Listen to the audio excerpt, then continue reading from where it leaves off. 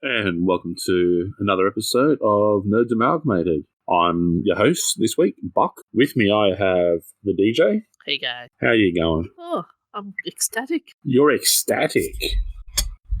Why are you ecstatic? We finally get some rain after so much heat. Uh-huh. I have to admit I'm liking the rain. So what else have you been up to? Working, sleeping, getting ready for Christmas, which reminds me I need to get the tree up before relatives come in and say, where's the Christmas tree? Well, if they do, they just say, well, let's wait for you to come over to give me a hand. Where have you been? Yeah, come on, DJ. Can you really reach the top of the tree by yourself? Fortunately, I can, actually. Oh, you only got a small tree? Yeah, a small tree. Well, it shouldn't take long to decorate then, considering how short you are. If the trees, you can reach the top of the tree. Although it's such a nightmare to get the to straighten out the lights. You know how Christmas lights always get tangled up very easily. Well, you're just not putting them away properly then. Yeah, there's a bunch of ways you can put them away properly without them going all tangled. Amateurs. The other voice we can hear there is the Professor. Hello. And how are you going this week, Professor? Well, I don't know. I mean, I feel like I've got to say something dramatic and exciting to make up for the DJ being ecstatic. To make up for it, or you want to match it? I want to match it. Like, if I just say I'm having a good day, that's nothing. The DJ is ecstatic. Well, come on then. Put some effort into it. I am magniflorious. Well, there you go. And why are you magniflorious? Apart from trying to keep up with the DJ. Well, just because I'm having a good day and I don't want to have just a boring word. That's okay. I can understand that. Well then, you been up to anything exciting? Not a lot. Being lazy. Hey, it's that time of the year, guys. Christmas is coming. It's been too hot to be outside, so I've mostly just been inside working on my projects. Yeah, I was saying that in the middle of winter. It's too hot to be outside. I reckon we should ask the penguins if we can move in. There's too many people outside. You go outside and there's all these weirdos wandering around. Hey, it's the school holidays. No. It's just people in general. You have to be polite to them and say hello, which is bad when it's your parents. Oh, yeah. You just walk out and it's early in the morning, you just like, don't want to talk. You haven't had your cup of tea or coffee, and it's just, they're there happy and cheery. Hello. You're just like, no. But anyway, let's move on. What's the first topic for this week? It's the DJ. What have you got for us, DJ? Hang on. No. Someone wasn't ready. I've just given you this huge build-up. Don't come in half-hearted.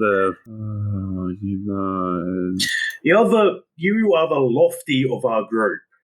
We're all like, yeah, we can fix it. You're just like, yeah, guess so. You're Eeyore. The difference is Eeyore was loved. Thanks for the love, fellas. No, that's a difference. I think the DJ's loved. So, anyways, guys, at this event, which is the C21 content in London, Stolen Pictures, which is a production company founded by Simon Pegg and Nick Frost, together with CEO Miles Kentley on Tuesday, were talking about the creative processes. And Simon Pegg came out saying that theatrical cinema sadly appears to be dying, while TV, on the other hand, is being really, really fertile creative ground and is no longer the poorer cousin of film and providing a cinematic and exciting playground. Yeah, but would you say that's because the movies are made on such a thin margin? I bloody knew it was going to happen. I wasn't going to say it, but I knew you were going to do it. It had to be said. I don't know, movies have been the superhero movies have been kind of getting bland lately. Only lately? Well, Wonder Woman trailer just came out. Hang on. Don't pick on Wonder Woman. In 10 years, we've had 23 extremely similar Marvel movies. How many extremely similar DC movies? Actually, none of the DC movies are really similar. They're all different. You're right, there's a lot more variety in DC than there is in Marvel. But you think it's only just getting stale? Well, after Endgame, it just kind of goes, okay, the big bad guy's gone, so who do we have left? Well, it's the whole Marvel universe. There's more than one bad guy. That's true, yeah. They've still got, Galacticus? Galactus. And Hopefully the next one's a better bad guy. yeah, but there's so much money comes out of those superhero movies, though. Wouldn't you agree? No. There's not. Oh, There's yeah. not such a thin margins. Thin margins. Didn't you hear the CEO of Disney? The poor man is starving. He's had to sell his 17th holiday mansion. He's had to cut back to only one Rolls Royce. He's had to let his mistress go. Now, to be clear to Disney's lawyers, I don't know if he has a mistress or not, but I bet he's cut back if he did, because he can't afford to have many mistresses on slim margins. So actually, Pegg also notices that as well. So he's saying, like, Pegg mentioned that the big studios often rely on big budget superheroes to succeed. Meanwhile, there is this burst of creative excitement in TV, and anything seems possible. And he continues on to say, what used to be this little poor cousin of auspicious silver screen is now dominating it and kind of offering so much more. So can you give us a synopsis of that instead of just reading it to us? So he's basically saying that, big studios are relying on superhero movies, and TV, on the other hand, it's fertile with creativity. And what people always hate TV as like the movie's worst cousin, they're saying, okay, TV's doing much more better than movies now. We should go back to the TVs. I really feel like he just said the same thing with different words. Yeah, I did. Not less words, different words. But the point being, he's trying to say is TV is getting better. Duh. All the best things are on TV. Well, I was going to say that TV's actually constantly had a fairly solid level for a long time. It kind of dipped with a lot of the stuff from America, just when they were just raking the sewers and just dragging out lots of stuff. But yeah. I mean, we recently had Game of Thrones, and that was a pretty good series. It rivaled the movies to a certain degree. Mm-hmm. And well, it was the most popular show on the planet for a while. Yeah, until the final season. I just did a quick look online. Yeah. Since 1986, there have been 47 Marvel movies. Wow. That's including Howard the Duck and Blade, but also all the X-Men movies.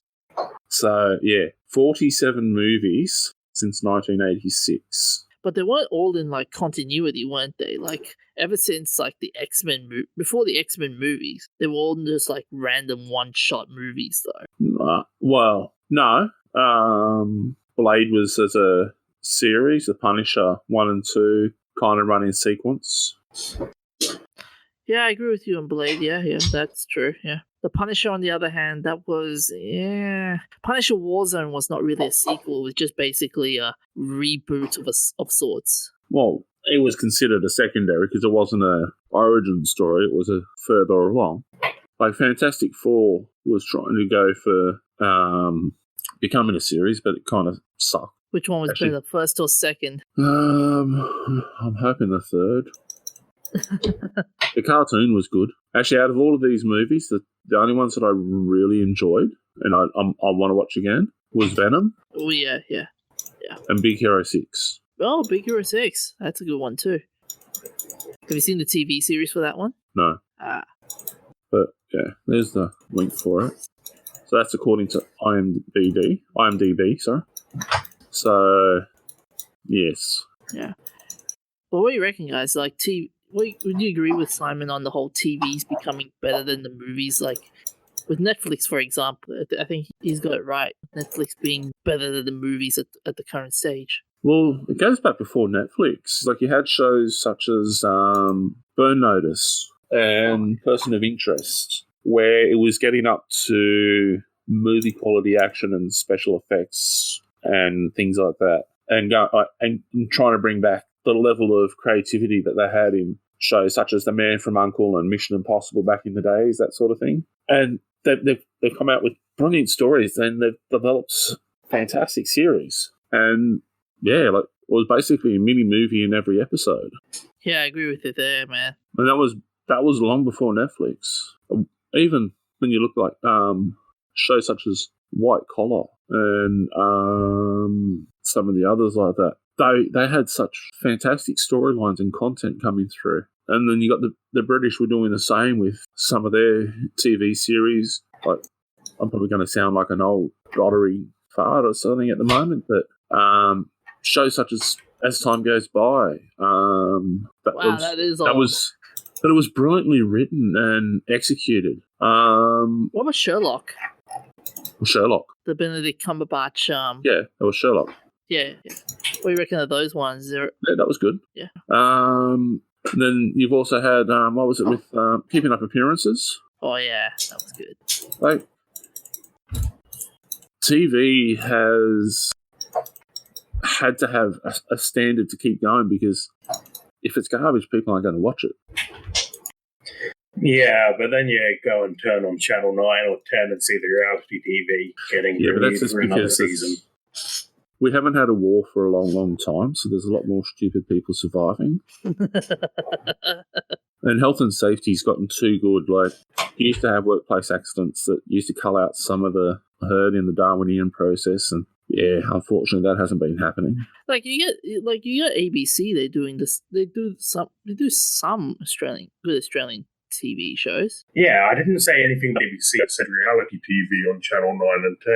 Yeah, you get that. ABC does good original Australian TV. Yeah. SBS does as well. Yeah. Like, I was watching, was it NITV the other day, and they had, it was a cooking show where they had, it was a couple of Aboriginal ladies going around doing cooking in different locations. And yeah, just the attitude and the way they were doing it. And then I've actually watched, they've got a football show. I actually enjoy watching that because there's less of the blowhards, and it's just more talking about the game and having fun. You mean the Marnbrook footy show? That's it. Marnbrook or whatever it is. Yeah, the Marnbrook. Like, even watching the Curry Cup or whatever it is, I actually enjoy watching that. Like, I don't enjoy watching much rugby league anymore because they're all a bunch of suki lalas. Yeah. But yeah, so yeah, I'm sorry, but TV's had to maintain a certain level, and let's not forget, where did reality TV start? I would say not in the Hollywood big screens, that's for sure. It was America, from what I can understand. Yeah, so Simon Pegg was saying now that a lot of supposedly film actors are migrating back to television because that's where the acting is taking place. Mm-hmm. And there's also more money in it. Yeah, and at this second age of television, people have great home viewing setups and choice of TV programming. So I think he has a point. I mean, movies kind of dying. Well, movies are also getting ridiculously expensive. It's too expensive to take your family out to the movies these days. Yeah. Mm-hmm. You can buy you can go to Aldi right now and buy a 4K TV for like $500. You can make that back in less than a year if you're going to see a movie with family every month. And plus, I went to go see a movie with my niece, and to buy 2 tickets, and this was a student and child, a popcorn and 2 drinks. It was going to be over $50. And plus, why waste a lot of money when you can go on Netflix and just watch it at the comfort of your own home? Exactly.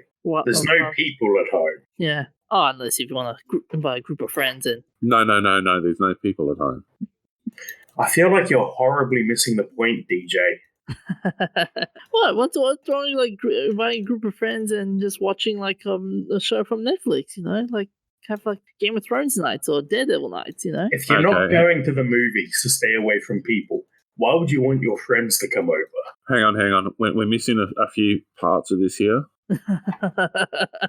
First, we're assuming the DJ has friends who want to come over to his place. To date, I've never been invited over to his place at all. So I don't know if he actually even has a home. Yes, I live under the Story Bridge. Yes, and I... That explains a lot about your audio quality. Very funny, man. Very funny.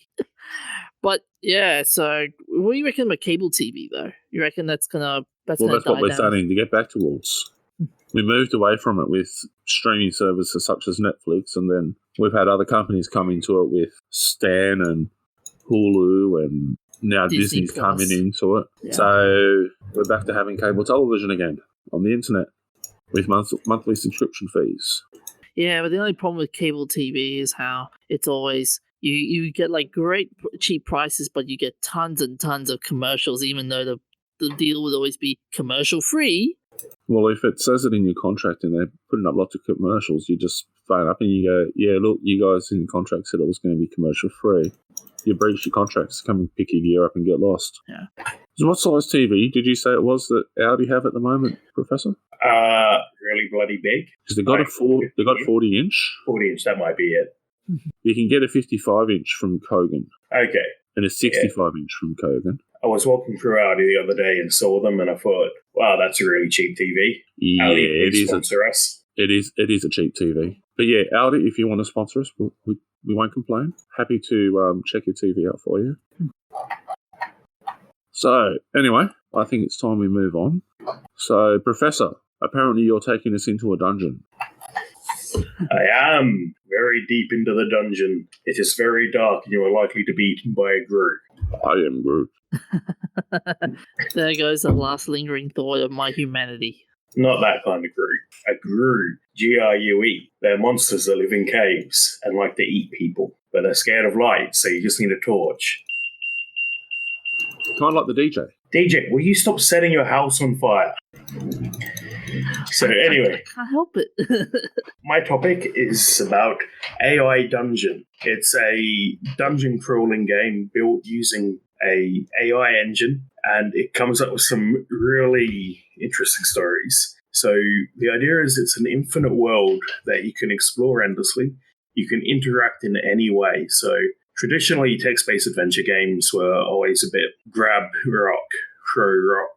It gets a bit clunky, but this uses AI for the parsing engine as well, so it can understand basically anything you type into. Okay. Sorry, I just scrolled down and it's got a mention here, leading Turkey kind to freedom and world domination. Yeah, so this player's obviously set their race as Turkey. So here's another one. You are John, a peasant living in the kingdom of Larian. Blah, blah, blah. Your brother Bob has gone missing. He has been taken by bandits. You go to look for him, but you don't find him anywhere. So the player types, cry about Bob. Now, it's not 100% sensible. It gets a bit weird, but then it says, you cry when you realize that Bob has left you behind. So the player types, go train as a warrior. Yeah, so but the thing is, like, the inputs in this, go to the town to find a master to train with. You go to the town of Rask, where you find a man named Tyler who is an ex-pirate. Blah, blah, blah. He teaches you how to be a pirate. And then suddenly you become Pirate King. That's what I think makes this really special. There's every other text-based adventure game, you can't do anything like this, but I think this could be a really good story generator for D&D or, well, anything really. But yeah, so you can just drill down and come up with some, type whatever you want. The game feeds you back a prompt based on your input. It's got here the AI can identifies as R2-D2 or can be identified as R2-D2. Yes. Even to the point of R2-D2 says, no, I miss C-3PO a lot. But he was a friend too. But then again, he wasn't really my real friend. He was just my assistant. Yes, I wonder why they decided to name it R2-D2. Well, they appreciated the quality of Star Wars over Star Trek. Oh dear. Get to the safe room. The Trekkies are coming. You can even have to distract them here. We've got a musical troupe of orcs that uses music to advance orc rights. There are some fun ideas in this. Or battling the darkness with fairy princess unicorns and Albert Einstein. I think the DJ likes fairy princesses and unicorns. Do you, DJ? He's gone right off on us. Oh well. Well, I assume the story bridge collapsed on him or something. Mm-hmm. Apparently that beeping noise was not just a false alarm. Apparently it's a drill or there's a fire. We will let you know as soon as we know whether the DJ has been barbecued, char-grilled or broiled. But anyway, so anything else that we should so how do we get hold of this? So we got the link there. Is there anything else we can do with it, or is there any other way of accessing? No, not at the moment. The best way to access it right now is to go to the link in the show notes and click Play AI Dungeon 2, and that will give you download instructions. At the moment, you have to use a torrent because it's been absolutely hammered by people wanting to play it. Okay. What's the classic play AI Dungeon Classic. I haven't looked at that, but I assume it's an earlier version of the AI engine. So is this like the T1000 Oh, yes. T2000? Yeah, so I've just loaded up the Adventure AI Dungeon Classic, and yeah, it's different. So instead of typing out the full command that you want, so you can type "I dance on the table," it just gives you a set of options, and then I think generates a blurb based on that. Okay, so that's a choose your own adventure. Yeah. Okay. Oh, anyone out there wanting to explore? Oh, so it's the AI engine is not as good in this one. I've just got the line, "You tell what to do, but it is too fast to hurt you. Tell it to go from this bad man to me." So you run past him twice before he finally engages you. He attacks with a metallic coming of teeth. Release it and your spell-proof spell sheet further altered. So I don't recommend AI Dungeon 1. I think AI Dungeon 2 is where you want to be. Yeah, I'm just looking at it, and it says I'm being attacked by... I enter a dungeon with my trusty sword and shield. Yeah, that's what I got too, so it must only be one. Yeah, it must just be one situation. I would have typed in Go God mode and call Batman and Superman. Well, that's the thing. You could probably do that, because someone on Reddit typed Destroy the World. Oh, there you go. Yep. And then it was like you float in a void. So they typed create the world, and that caused it to break down a bit. It just repeatedly said, "You create the world, you create the world, you create the world."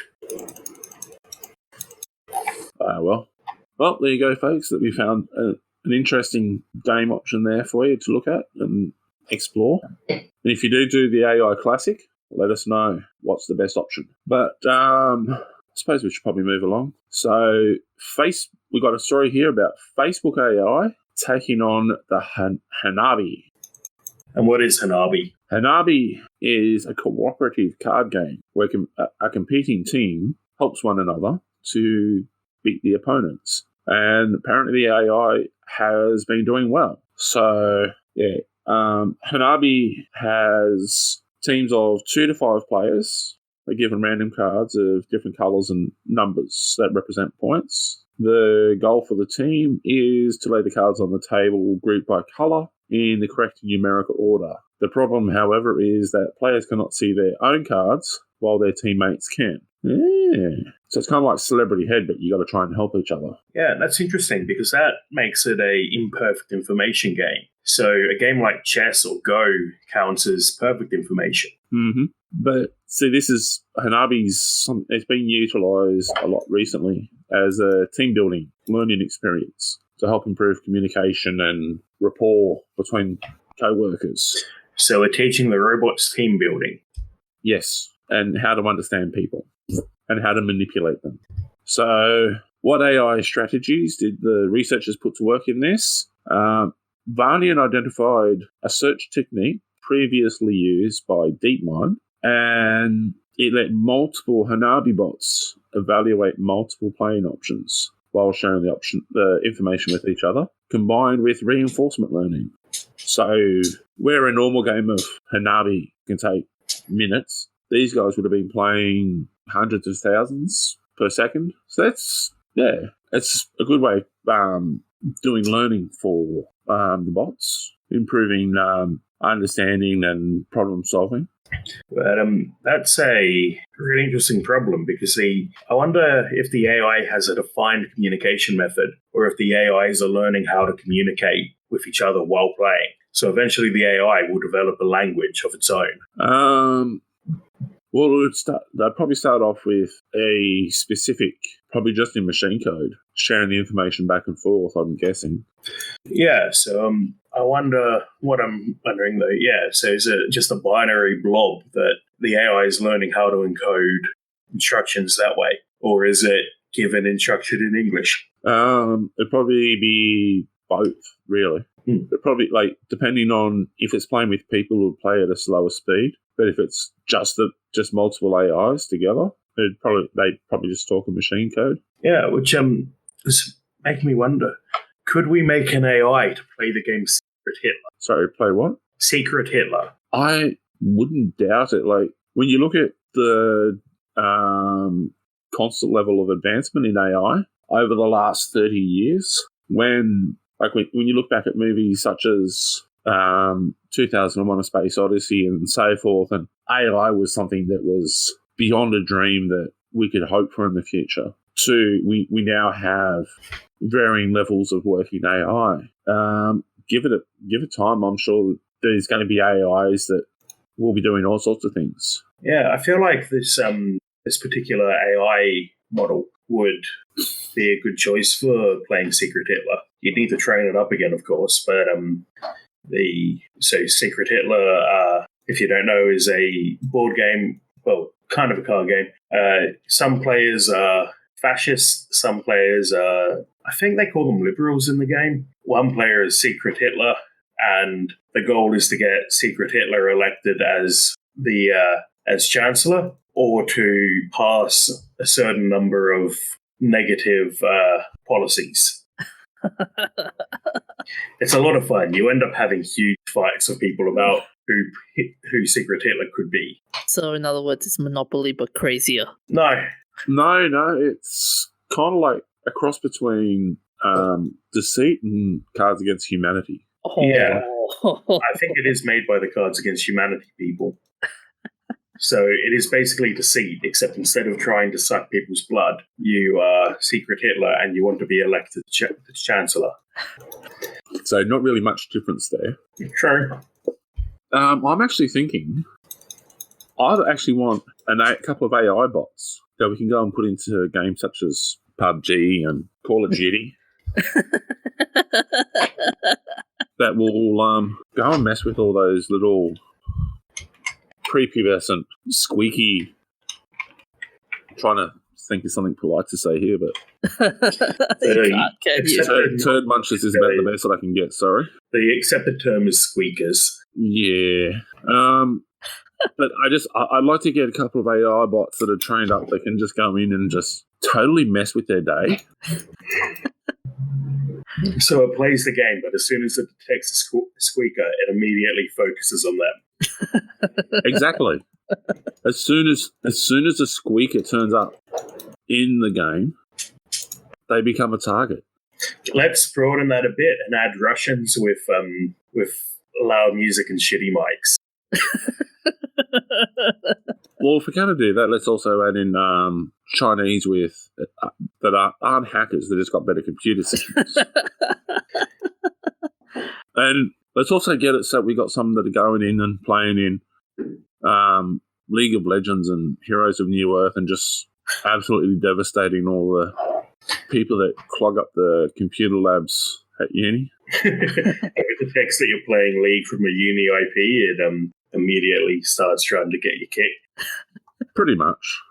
Like the funniest comment I heard at uni was one of the girls was complaining about trying to get onto a computer in the computer lab, and she couldn't get on because it was full of all these young guys that were playing computer games. And she was saying about it to me, and I spoke to one of the security guards about what would be the best way to handle it. And the security guard responded, "Oh, come and get us. If she's trying to do work on an assignment, we're always happy to go in and kick them off." Like, honestly, if these guys could get off the computer game long enough, they might actually discover girls. If you want to do it the very sneaky way, why don't you just install a keylogger program into the computers? Well, that would be illegal. There's a difference between writing a bot to harass someone and committing a crime. Damn their oily hides. Well, that's invasion of privacy sort of stuff and hacking and that Computer sort of Misuse Act if you're in the UK. I can't remember what we call it here. Yeah, Plus, if it's a keylogger, you're stealing their personal information. So invasion of privacy, stalking. If you do something malicious with it, you come under malicious intent prosecution, all of which are jailable offences. Well, it's for the greater good, though. I mean, you know. You could say the same thing about shooting some of the politicians, but it still classifies as murder. And damn, their oily hides for that as well. Damn it. Where does this oily hides thing come from? I'm not even going to ask. I feel like I'm not going to know the answer. I'm scared to know the answer, but it's like a car accident you can't stop looking at. Well, I generally can, but yeah, you're not driving though, but right. If I'm driving, I just pay attention to the road. I watch to make sure I'm not running anyone over, but that's about it. Eyes on the road, Rhonda.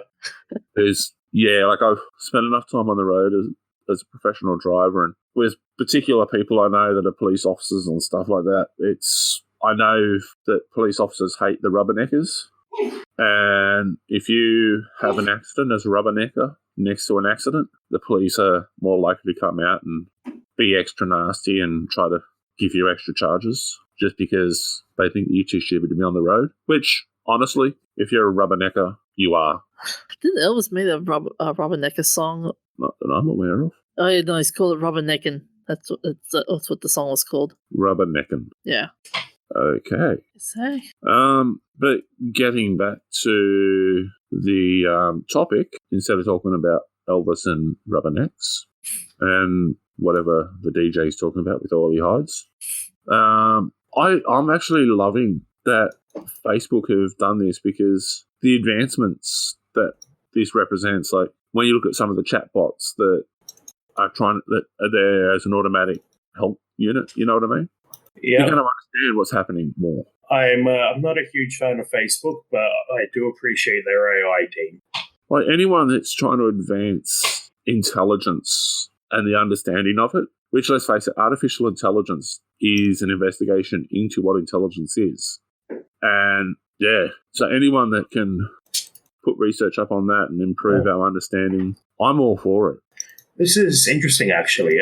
I've seen a link at the bottom of that article to another article about AI playing games. Mm-hmm. I did actually give the DJ a couple of links on this.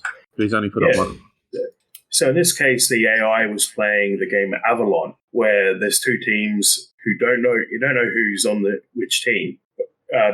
One team of resistance, one team of spies. Kind of similar to how Secret Hitler plays out. The spies are trying to get something done under the nose of the resistance. And the AI is quite good at it, so it's pretty cool that it can play a game, in this case, with players without communicating with them. Remember that story we had a while back about AI versing a couple of professional players in a game of Dota? Yeah. Yeah.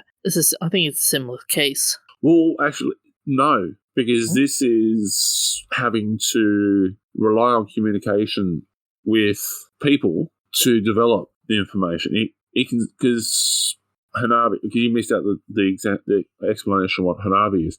Hanabi is that everyone's dealt cards randomly, and you have to put them down according to colour and number in sequence. But you can't see your cards. You can see the other players, and they can see yours. And you can't actually say specific information from what I'm guessing. You can't go, oh, you got the green one. You just got to try and encourage this person to put out this particular card. So yeah, I got there's actually a proper research paper written and has been published, and this is what the article is basing its information on. There's actually a couple of articles, but when you actually look at the scientific paper, it actually shows you a hand of like the layout of the cards and how it operates to give you a bit more of an understanding. So yeah. And it does look like they're planning on open sourcing the Hanabi AI, so that could be fun to check out. Mm-hmm. I'm loving the fact that while there's competition amongst the teams that are working on AI, there's still also a pretty high level of cooperation in talking to each other and talking about things and trying to help each other improve. Because let's face it, like the people at the very top of this sort of work is only going to be a very small community, and by open sourcing code and stuff like that, it's the same as when we were talking about the robot dog, and the team did an open source of all the code. They provided the code and all the plans and everything for how to build it yourself from one of the universities. Remember that? Yeah, I think so. By doing that, it helps generate more. Like, you're going to have people see things where they're working on something and they're going to go, oh, that's actually a great idea. I hadn't thought of it in that way. And yeah, you're going to have people just making brilliant advancements more and more and more. So yeah, I'm probably starting to geek out a little bit here, and I apologise if it's getting a bit boring for people, but just the idea of the pursuit of knowledge and understanding is something that I always appreciate. And at this sort of level, with what these guys are doing, it's It's just absolutely fabulous. And I'm looking through the paper again at the moment, and I got to say, like, the amount of information and research that they have here is staggering. So can you imagine? Can you imagine gone were the days when when little kids would always go like, my robotics design was better than your robotics design, and it's now basically my version of AI is so much better than your version of AI. Well, I don't think that the robotics thing is gone. It's just because you're going to need more advancements in robots going forward, and having better AI systems help to boost the performance. Just build an AI to build the robots for us. Well, so that's kind of like the chicken and the egg thing. What comes first, the AI or the robot?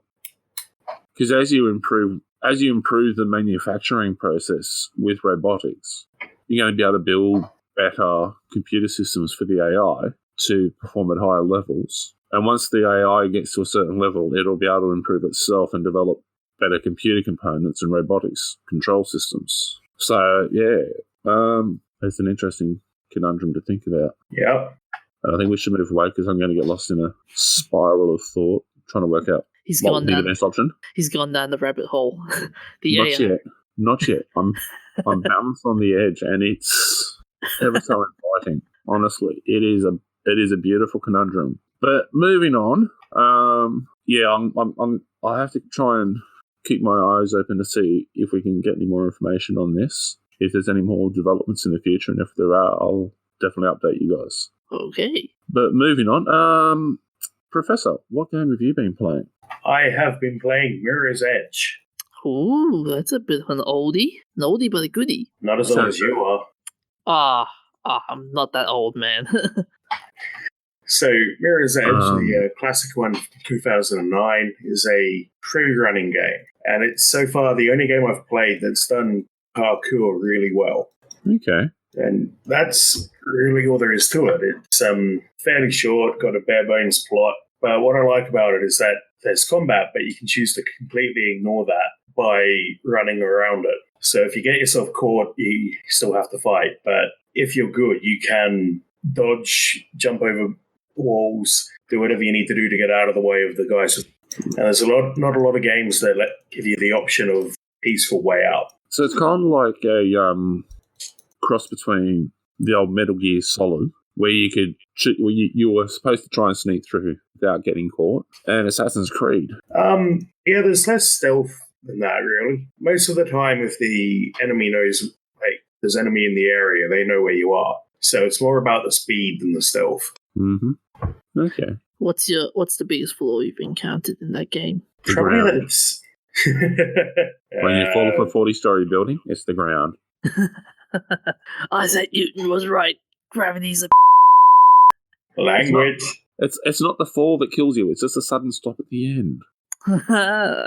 So it's a bit short and it's a bit linear. But then a few years ago, they came out with Mirror's Edge Catalyst, which I haven't played, which is open world, and people thought that wasn't very good. So I don't know if they could really fix that. Okay. So apart from being a bit too short, you reckon it's a good game? Yes. Right. I haven't played it in a few years, but I'm replaying it now, and it still holds up. It still looks gorgeous, even though it's a 10-year-old game. So how many rubber chickens would you give it? Not rubber chickens, nerdy beanies. Hey, careful, we're not good game. Although we do have a robot. Yeah, but ours isn't as funny as theirs. No, unfortunately. I'd give it 4.5. Oh, very nice, very nice. That's the highest you've ever gone, so... No, I went 5 a few weeks ago. Did you? Yeah. Okay. For Under Rail. Ah, that's right. My apologies. So, DJ, what have you been playing? I've been playing Don't Burn This Rope. Pardon? It's a fun game called Burn This Rope. Burn This Rope. No, it's not called that.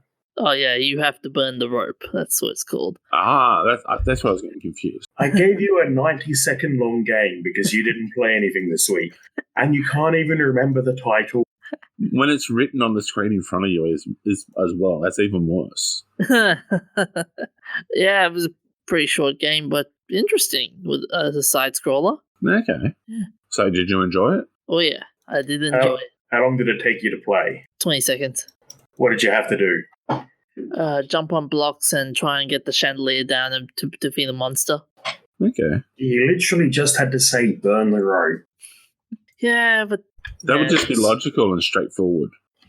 Why give a simple answer when you can give a roundabout convoluted answer that's confusing? So you have to burn the rope is this little Saturday game about side-scrolling action games, and it just came to mind earlier tonight. DJ said that he hadn't played anything this week. So it's like, hey, I know a game that takes you like 90 seconds to play. Get on with it. Yeah. Such an addictive game, though, I will say that. And the ending song is amazing. And long. Yeah, the ending song's longer than it takes most people to play the game. I will say this is pretty good, though, like with the graphics and whatnot. The 8-bit graphics is pretty cool. It's kind of like a nostalgia thing with playing the good old Mario games. Okay. Yeah, it's a callback to the old side scrollers, which is cool. Okay. Sorry, I just got a bit sidetracked. I've actually discovered one of the games. That's actually going to be my game of the week. Okay. It's called Jet Rush. Oh, very nice. And it's kind of like, you remember you used to get the little cheap handheld games where it was just one game and you just had to zigzag back and forth? Yeah. It's very similar to that. And you have to, you're flying in a jet rocket thing above the surface of a planet, and you got skyscrapers or buildings around you, and you have to try and dodge between them and get the distance. There's also rings that you can fly through, and you get extra bonus points. So, yeah, literally only been playing it for a little while, but it's pretty fun. Unfortunately, you can't go up. It's only left and right, but yeah. And it's funny when you smash into a building as well. It goes back into the 8-bit graphics of a block exploding into little blocks. Cool. Gonna have to pull that up later. I think I can hear somebody else playing it now. So, yeah, how many nerdy beanies are you going to give your game? I'll give it 3.5 out of 5. 3.5 out of 5? Yeah, 3.5. Are you writing this down? Yes. Okay. I'm going to give mine a 4 out of 5. It's a simple game, but that's a lot of fun. Some of the simplest games are quite often the most fun. Yeah. Anyway, moving along, we have the shout-outs for the week. First up, we have to give a special shout-out to Marie Fredrickson, one of the duo of Roxette, who unfortunately died yesterday at the age of 61 after a 17-year battle with brain cancer. The Swedish pop star, whose most iconic hits included It Must Have Been Love and Listen to Your Heart, passed away in Djursholm, Sweden. Her bandmate Per Gesell said things will never be the same. It's very sad. On another sad note, we have to say farewell to Carol Spinney, the American puppeteer, cartoonist, author, and speaker, most famous for playing Big Bird and Oscar the Grouch on Sesame Street. From its very inception in 1969 until 2018. You gotta think, like, this is a guy that's influenced such a massive portion of the population. Yeah. Generations. Well, yeah, like it's not just a few generations. That's literally like the kids of the boomers through to the whiny squeakers. Yeah, I haven't got the reason what he died of. Just unfortunately that he passed away. He will be missed. Also on the 9th of December, Rene Auberjonois, the American actor and singer, best known for playing Odo in Star Trek Deep Space Nine, passed away at the age of 79 from metastatic lung cancer in Los Angeles. He's done quite a lot of stuff.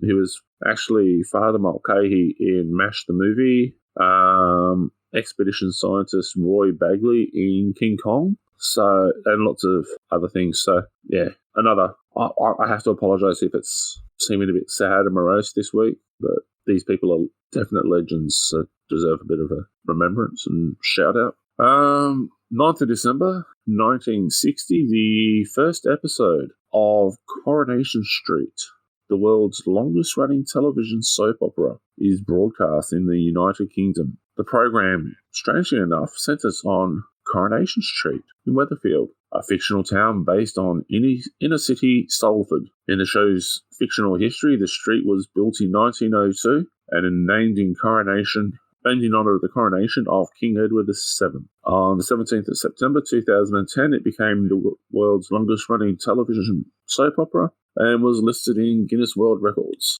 And it is still going today, folks. Okay, I got a question for you. Would you rather watch Coronation Street or Days of Our Lives? Moving along, on the 10th of December 2019, the World Doping Agency has decided to draw a line in the sand and say enough's enough, and it has banned Russia from the Olympics for 4 years over the doping scandals. Russia has been banned from the Olympics and World Championships in a range of sports after World Anti-Doping Agency WADA, WADA, delivered a ruling to punish it for manipulating laboratory data. So, cheaters never prosper when they mess with scientists and nerds. Yeah, and the sentence has been pretty harsh. Like, no, it hasn't. Yeah, it's pretty harsh, man. Like, it's very light. Actually, it's only 4 years. Given the level of what they've done, it could actually have been a lot harsher. Like, there was what was that cyclist? Lance Armstrong. Yeah, I was gonna say old one plum. He received a lifetime ban, didn't he? Yeah. There's sports people who have received lifetime bans, and he had all of his awards stripped. Yeah. Which means that everyone on Earth now almost everyone on Earth has the same number of Tour de France wins as Lance Armstrong.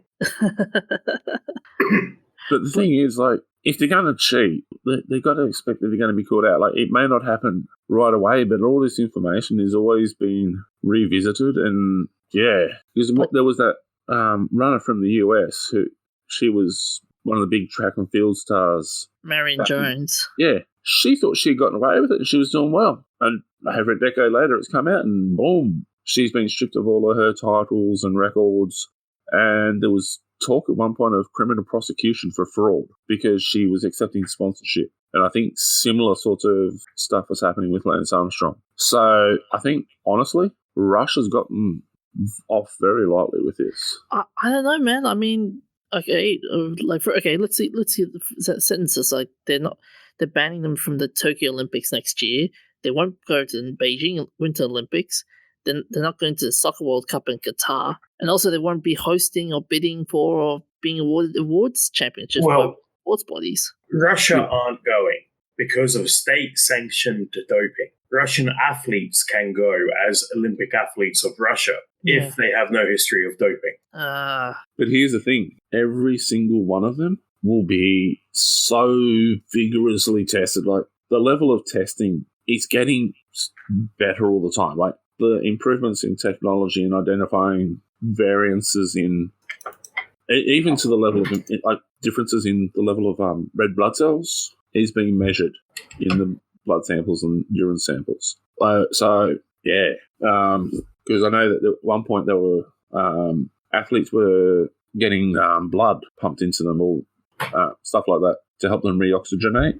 Yeah, so the idea was you'd have some of your blood taken, have it filtered out to just the red blood cells, and then pump it back in when you needed it for the race. And that way you'd have a higher oxygenation in your blood, so you could stay aerobic for longer. And the thing is even that is becoming detectable now. So if you're going to go do it, like, seriously, you're playing with a smaller and smaller level of capability, and the people out there that are trying to find you are going to catch you.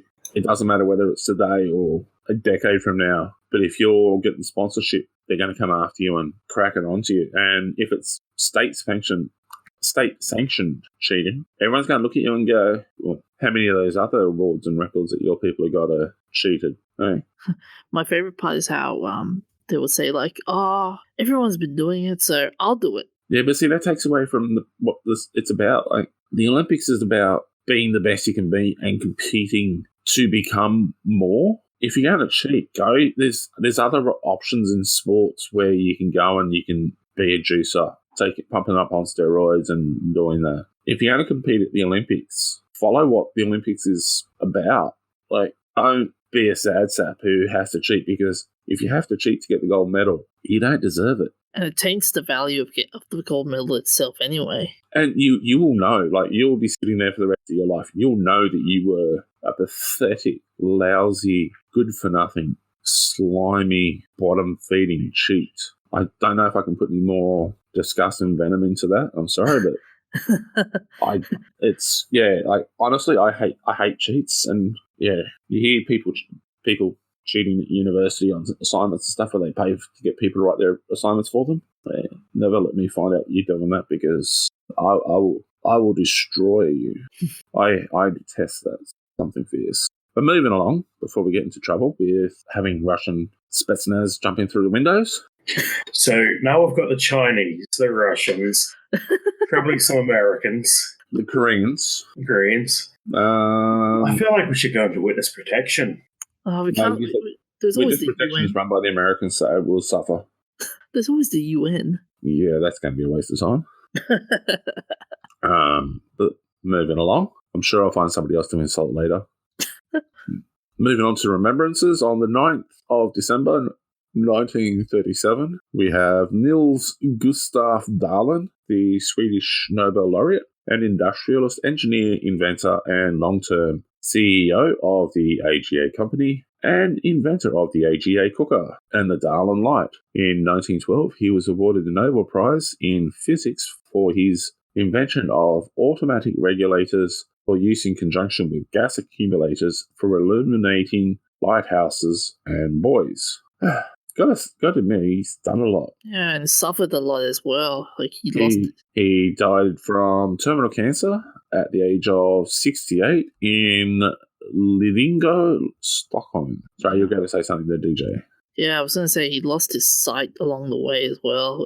Very bad, in a bad accident as well. So, props to him for doing this great inventions, but at the same time, man, yeah.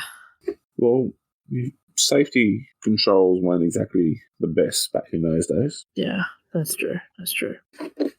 On the 9th of December, 1970, Artyom Ivanovich Mikhailyan, Soviet-American aircraft designer. Oh, you mean Armenian? Oh, sorry. Armenian. What? You look like American. My apologies. Got something on my screen. Aircraft designer who co-founded the Mikoyan Gurevich Design Bureau along with Mikhail Gurevich. In March 1942, the bureau was renamed OKB MiG. Osoboye Konstruktorskoye Bureau. ANPK MiG. Aviation. Yeah, I'm not even going to attempt this. I'm not going to insult the Russian peoples anymore. I've already done that enough. Murdering their language will get me in trouble. This is the guy who founded the company with another bloke that made the MiGs. He died from a stroke at the age of 65 in Moscow. On the 9th of December 2005, Robert Sheckley, the American writer, first published in the science fiction magazines of the 1950s for his numerous quick-witted stories and novels that were famously unpredictable, absurdist, and broadly comical. Suffered complications following heart surgery and a stroke at the age of 77 in Poughkeepsie, New York. This is the guy who wrote series episodes for Captain Video and his video game Rages, novelizations of works by others for things such as Babylon 5, A Call to Arms, and many, many other fantastic pieces. Moving on to famous birthdays. On the 9th of December, 1608, John Milton, the English poet and intellectual, who served as a civil servant for the Commonwealth of England under its Council of State and later under Oliver Cromwell. He wrote at a time of religious flux and political upheaval. He is best known for his epic poem, Paradise Lost. Professor, are you going to tell us your joke on that one now? Yeah, it was first he wrote Paradise Lost, then the sequel Paradise Found, then the sequel Paradise Lost again, then Paradise was behind the couch the whole time. Finishing with Paradise was actually a bowl of scotch. with a chaser of gin.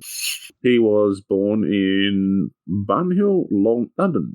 You gotta love the names of some of these places in England. Bunhill. On the 9th of December 1917, Leo James Rainwater, the American physicist who shared the Nobel Prize in Physics in 1975 for his part in determining the asymmetrical shapes of certain atomic nuclei. During World War II, he worked on the Manhattan Project that developed the first atomic bomb. Something you probably wouldn't really want to be going around and putting on your resume, really, would it? He was born in Council, Idaho. They really took a long time to think of the name for that one, didn't they? What are we going to call this? Well, let's have a council for it. Well, that's a good name. What? Council. For what? The town. Okay. I'm sorry, America, but if you're going to put up a pretty lame name, I'm going to pick on it. Like I picked on Bunhill. On the 9th of December, 1926, Henry Way Kendall, American particle physicist who won the Nobel Prize in Physics in 1990, jointly with Jerome Isaac Friedman and Richard E. Taylor, for their pioneering investigations concerning deep inelastic scattering of electrons on protons and bound neutrons. Sounds a bit kinky there, doesn't it? Bound neutrons. Does that mean we had electrons running around with whips and chains going? Moving on before we get in trouble. I will point out, Buck, any disturbing fan fiction is your fault. If it does lead to fan fiction, please send it through to And Then They F. They love reading that sort of stuff out loud, even. He was born in Boston, Massachusetts, on the 9th of December, 1851. The first YMCA in North America is established in Montreal. YMCA is the Young Men's Christian Association. From its inception, it grew rapidly and ultimately became a worldwide movement founded on the principles of muscular Christianity. Interesting idea there, isn't it? Muscular Christianity. And of course, if it wasn't for the YMCA being about muscular Christianity, we wouldn't have had the famous song by The Village People. See, you knew who it was. Oh, you were thinking about that song, weren't you? I can't even remember how it goes now. How does it go again? Well, you're the boomer. You should tell me. I'm not a boomer. I'm not. Young man. Get yourself off the street, I said, young man. Well, someone knew the song. It ain't me. I'm not going to do that anymore. And I'm not a boomer. As I said, I'm not that old. My parents were boomers. On the 9th of December, 1909, Dr. Henry W. Walden flew the first successful American monoplane flight. He was the designer, builder, and pilot of that plane, the Walden 3. It was made after building a rudimentary wind tunnel and experimenting with different surface designs. Interesting fact, this guy was a dentist. You had to have something as a hobby. Well, you got to look at it like he was essentially an aerospace engineer at the very start of the evolution of planes. And to fund it, he pulled teeth. These days, the people who are aerospace engineers trying to find funding feel it's as hard as pulling teeth or having their teeth pulled. Go figure. 9th of December, 1967, Jim Morrison was arrested on stage for disturbing the peace at the New Haven Arena, Connecticut, making him the first rock star to be taken into custody during a performance. According to Doors keyboardist Ray Manzarek, Morrison was making out with a female fan in the shower in the backstage area of the New Haven Arena when a local police officer who was providing security for the band, apparently not recognizing the singer, told them to vacate the area, to which Morrison reportedly replied, "Eat it." So that's where Michael Jackson got the idea from. I don't suppose he was wearing an ID tag at that point. Well, it doesn't say whether he was dressed or undressed in the shower. Considering the fact that he was not alone, I'm hoping he was dressed. Apparently when the officer brandished a can of mace and warned "last chance," the singer retorted, "last chance to eat it," earning himself a face full of mace for his defiance. Morrison was charged with inciting a riot. Can you really be a riot if it's just one or two people? Well, Two's company, three's a riot. well, being arrested in front of thousands and thousands of people. But he was backstage. He wasn't in front of thousands of people. Well, if you backstage and then going to the front stage. There's usually a backstage exit. Yeah. So the cops probably dragged them out the back, and then some poor PR guy had to go out the front and say, "Sorry, everyone, your tickets aren't worth anything. We've had to cancel the show." Yeah, wouldn't you hate to be that particular police officer who's taken him into custody and charged him with inciting a riot, indecency, and public obscenity? Especially, like seriously, you're providing security. This is the guy who's paying you, and he's in a shower, and you go in and arrest him. Well, there's that urban legend about Charlie Chaplin coming third in a lookalike contest. Yeah. I've heard something similar about Elvis as well. Apparently Elvis entered a Elvis lookalike competition and lost. And it appears that is it for the week. Anything else to add there, guys? Nothing. That's all I have. Okie dokie. So we've given a shout out to another podcast, maintaining our record for our awards. We've insulted. We actually insulted the globe. A couple of countries this week. We're doing well there. We're picking up the game. We've also insulted the squeakers and the boomers, and I'm sure there are a few other people. Anyone else I've missed out on insulting? You're on the roll this time. Yeah. If I haven't insulted you, please send us an email to our email address, DJ. Nerds.amalgamated@gmail.com. Or you can send us it's a tweet, isn't it? It's a tweet, yeah. We're at and amalgamated. Yep, that's a tweet, and that's a Twitter handle. And or you can go to our Facebook group and our Facebook page and say, "I want to be insulted by Buck." That should be our next T-shirt idea. I want to be insulted by Buck. I will do my best to find something specific towards you to insult you about, if you wish. Or I could just give you a generic insult. Tell us how much of an insult you like. I'm unemployed, so I got plenty of time on my hands, so I can come up with some really good insults for you. So if you're having a brilliant day, or you're feeling a bit over pompous and you need someone to bring you back to reality, I'm happy to step up and do this for you. Other than that, remember to look out for each other and take care of yourselves and stay hydrated. We'll see you next week. See you guys. Hooroo.